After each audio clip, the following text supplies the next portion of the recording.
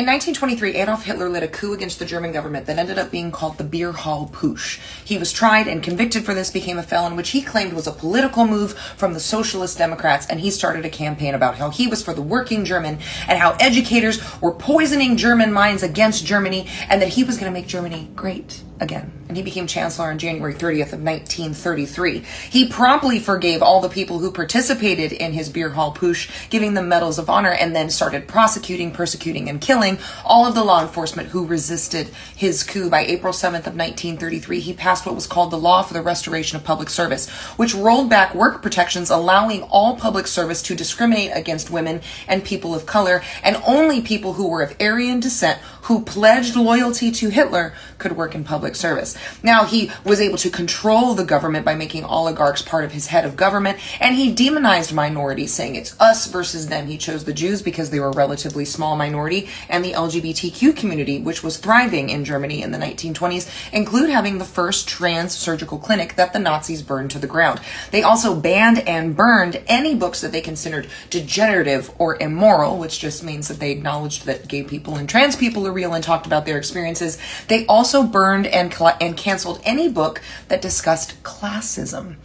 Within the first year, he was able to roll back civil liberties basically entirely. And because he felt that manhood was under attack from these independent German women, protections for women were rolled back in the public sphere, especially reproductive rights, and doctors who administered abortions could get the death penalty. Women were told your life is your country, your family, and your home. And very shortly after that, laws were passed to restrict women to simply life in the home, because obviously men don't want to compete against women in the public sphere. And members of the LGBTQ community, in addition to being demonized the same way that the Jews were packed up and shipped to concentration camps, especially gay men, since it was thought that lesbians could be forced to reproduce. And I say all that to say that then the German army was militarized against the German people and anyone who decided to do the right thing and protect these minority groups. And now Pete Hegseth is talking about sending the Marines into LA for violent protests so violent, in fact, that my friends in LA in certain neighborhoods didn't know the protests were happening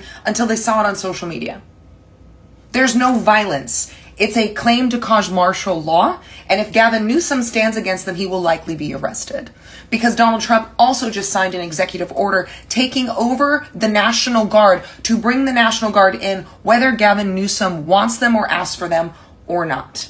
It is a ploy to impose martial law, to use the military against citizens. There is no reason that active military should be against citizens exercising their rights.